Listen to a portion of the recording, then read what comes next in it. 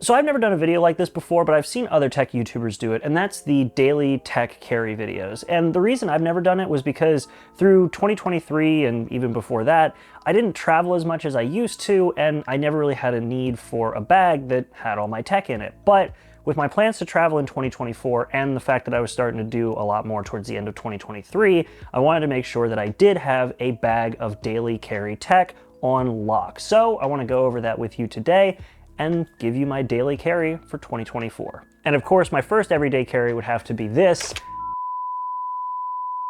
I'm just kidding, I don't have an everyday carry that I can show on camera, but let's get into the tech and talk about what I carry every day, starting with the phones. So first off, my main phone is an iPhone 15 Pro Max, the latest and the top model that Apple offers, for a couple reasons. Number one, I'm just an iPhone guy, it's my preference, but the other reasons are the fact that we finally have USB-C, so when I film with it, I can actually record in log to an external USB-C drive, which has been a godsend for production. If I forget to shoot something with my camera, I can just film it here and take the hard drive and plug it into my computer and I'm good to go.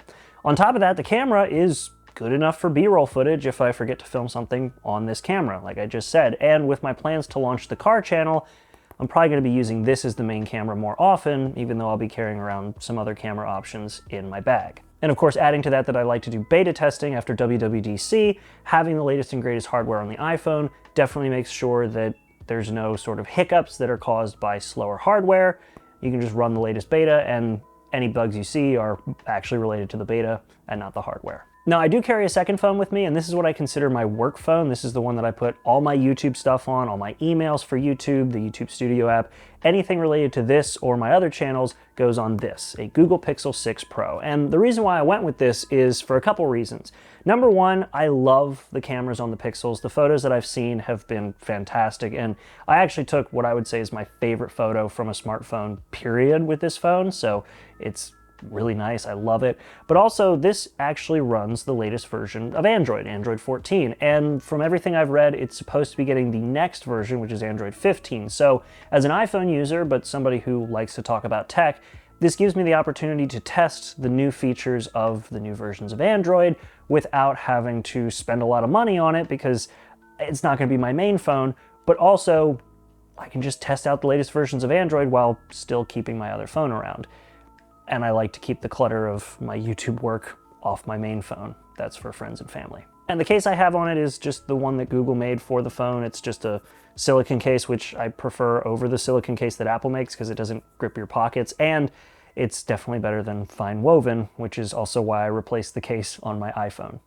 Now, moving away from the phones, I do wear a smartwatch. I have worn an Apple Watch Ultra first generation pretty much every day since it launched. It's really helped with me kind of staying on track with my fitness goals.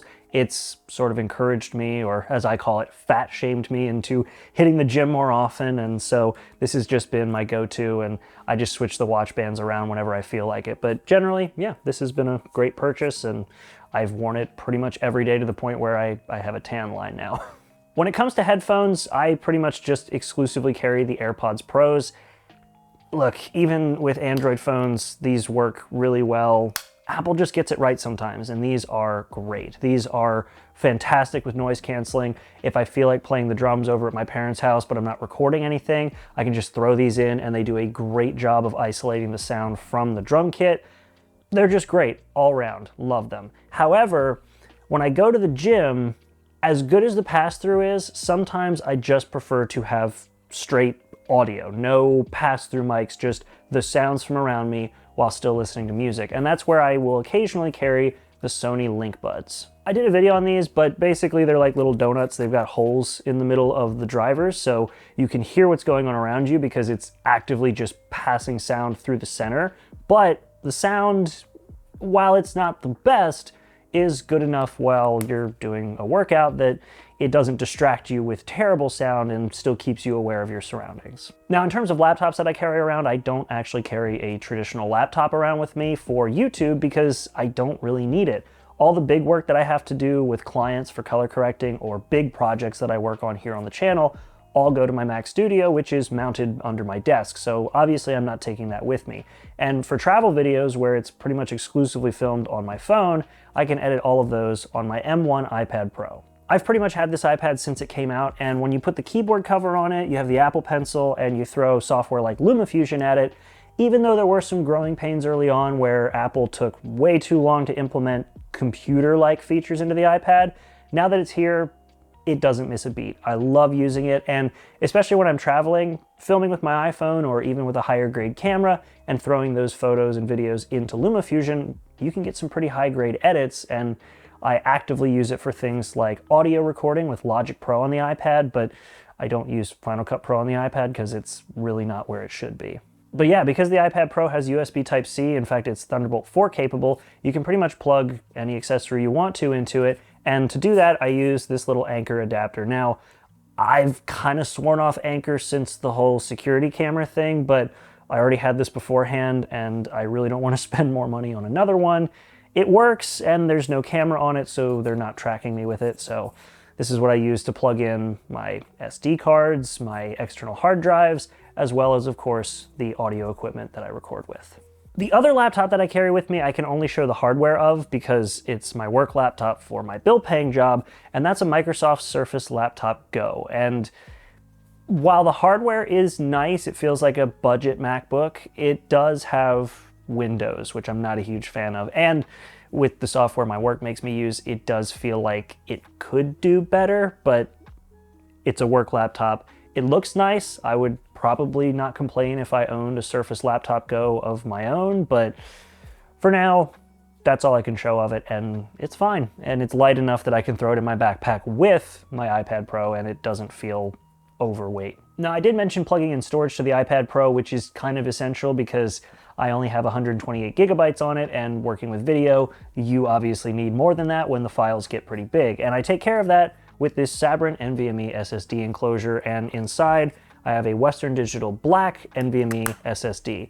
This thing is fantastic. It plugs in through USB-C. You can do USB-C to A if I'm using the adapter, or C to C, and this is capable of up to 10 gigabits per second on transfer, so plugging it into my Mac Studio, you don't miss a beat. And as I mentioned before, I can record video on my iPhone, which I do pretty frequently in log, and that log format can be exported straight onto this. I can unplug it from my phone, plug it into the iPad, and immediately start editing the footage without skipping a beat. It is the best, kind of most seamless setup that I've found so far.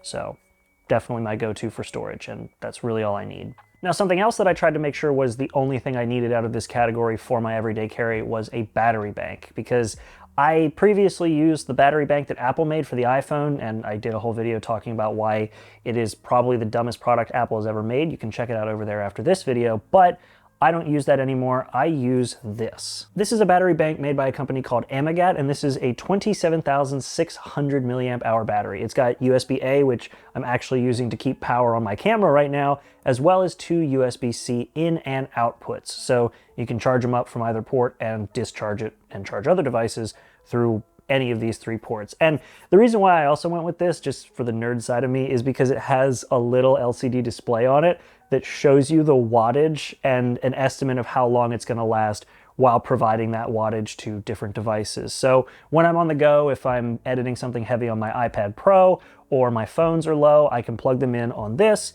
see the output, which is just kind of a really cool nerd thing for me, but also get a full charge for most of my devices or maintain a full charge for my device while I'm doing some heavy work. Also, it's capable of 140 watts of output, which is kind of wild.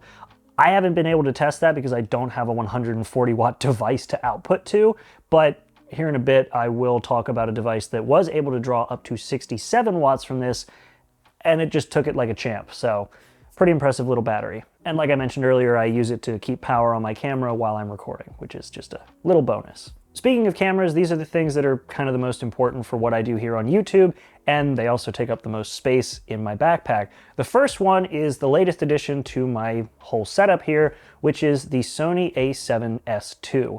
This is actually a camera that I bought from my soon-to-be brother-in-law, and he used it for a while for his job, and then I bought it because all I needed was full frame, 4K, and 24 or 30 FPS.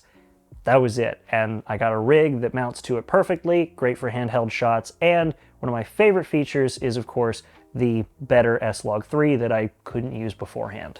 When it comes to audio for this camera, I have two mic options. I have a shotgun mic by Rode in the case that I need to just use an outward-facing microphone, as well as a Rode Mic Go setup, which is what I have connected to this lavalier mic here on my chest. When it comes to lenses for this camera, my main lens, which is what you're looking at me through right now, is a 28 to 70 millimeter lens. It's just your regular Sony lens. And then the other one is a Sony and Zeiss partnership lens, which is a 16 to 70 millimeter f4 lens, if I'm feeling fancy. And then sometimes, depending on what I'm doing, I'll also throw in a film lens that I have an adapter for to run on a Sony E-mount. That's less common, so the main ones are, of course, this Zeiss lens and the main Sony lens with the rest of the rig. And then aside from this camera, the other digital camera I carry around for just photos is the Pixel 6 Pro. I already talked about this earlier, obviously, but this took what I would say is probably my favorite photo of 2023. The camera on this is no joke. I've always been sort of skeptical, but I've heard great things, and now I've seen great things with the cameras on the Pixel 6 Pro. So if it only gets better from there, I'm really excited down the road when I do finally upgrade this, but for now, this is my photo. And then I also said earlier, for videos where I forget to film it on this camera, I use the camera on the iPhone 15 Pro Max. Nothing crazy, but that's my digital carry for cameras. But I said digital because I do carry one other camera with me, and it's for film. And it's a Polaroid SX70 autofocus. Easily one of the coolest and probably my favorite Polaroid camera of all time. It has autofocus using sonar, which is really cool. So it bounces the sound so you can see how quick it focuses. And it's Polaroid, so even though it's not digital, it's film, it's still instant. So this is usually my carry for film, though every once in a while I'll bring around a Pentax K1000 SE. And then the last tech-related thing that's not specifically an essential, but stuff that I carry with me for entertainment on the go is gaming stuff. And the first one, every so often, is the Nintendo Switch Lite. Like, I know this is not the most powerful gaming console you can buy right now, obviously, but it is the most portable of the Nintendo Switch options, because the bigger one is a little unwieldy in my bag, especially with the other gaming thing I carry that I'll talk about in a minute. But I love playing Tears of the Kingdom. The battery life is great. The feel in the hand is good. It's nice and thin. And overall, it's just a great little device to have in my bag when I'm bored, waiting at an airport, or taking a break from a long drive. I can sit and play this and keep it charged with my battery bank. So that's a plus. And like I said, the bigger Nintendo Switch is a little unwieldy, considering that my other regular carry for gaming is the ROG Ally. I did a whole video talking about this already. This is what I feel like portable gaming could be. I do like the Steam Deck, and I've seen refurbished ones going for a pretty good price, so I've considered trying it just to see, but yeah, I like this thing a lot. It's basically just a Windows PC that you can play games on. It's a great device to use when Windows isn't being Windows and you're just playing in a game. And this was also the device I mentioned where I plugged it into my power bank and drew up to 67 watts. And I was able to play in turbo mode with this thing, and it was great. And this is also the other reason why I carry around the Sony LinkBud headphones, is so that I can have a pair of headphones that I can just pair up to this without thinking twice about it. It's a great little handheld, and I just absolutely love carrying it around. It's a bit unwieldy, and I do need to get a case for it, but when it comes to being able to play pretty much any game I want on the go, you can't beat it. I've been playing RoboCop on this, and it's been so much fun. And that's it for the tech stuff. The only other stuff I carry around regularly is a blender bottle that I don't even use to blend up stuff like protein shakes. I literally just put water in it.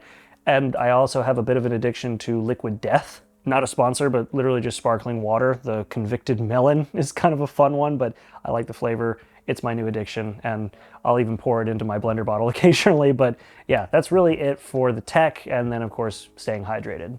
But the bag I carry this all around in is a Zoom bag. I think it's called the Checkmate, and it was provided by my other job that I obviously can't show here on camera. But overall, it's a pretty nice little bag. I have this little pocket here that I'll put my headphones in, and then I'll clip my name tag to this when I go into the office. And then around back, you have this little hole that you can run a cord through. So I'll put my battery bank in here and run a cord out to charge things. You have an extra pocket down here that I usually use for cables. Of course, the main area where I'll put things like film and my cameras. This is just a pretty nice little size space here with extra hidden pockets. There's one here, and there's another one zipped right in there, which is pretty nice. You've got some side pockets. I usually don't keep anything in here, and then on the other side I have this with another side pocket that I don't keep anything in, but I keep my blender bottle or my water in here. And then around back you have this main pocket this is the laptop space, and it's actually got a spot here that I keep my charging cables for my iPad in. And then my favorite is right here, this side one, which is where I keep my work laptop, which is pretty nice. There is this one feature that I find kind of weird, which is that like on the inside here, they put this like screen material. So like you can see through it. I don't know why, I guess so you can see your laptop on one side and another thing. It's just kind of weird. Now, obviously some of the stuff that I've shown here may change over the year just because I do upgrade my iPhone every year, and I may go with a new Pixel if this version of the Pixel doesn't get the next version of Android. So those things might change. I may change out my cameras every once in a while. The film ones more so than these ones. These are bigger investments that I usually don't change too often. But for now, that is my, as it stands, 2024 daily tech carry. So hopefully you all enjoyed this video. Leave some comments down below letting me know what you all think. What do you all carry on a regular basis? Is it anything crazy? Is it just the bare minimum? Do you not go as nuts as I do? Let me know in the comments down below. I'm actually curious to see. And as always, thank you so much for watching. If you like this kind of content, definitely make sure to like. And if you want to see more like it, go ahead and subscribe. We got a lot of stuff coming in 2024, and I can't wait to show you all. But until then, thank you all so much for being here, and have a good one.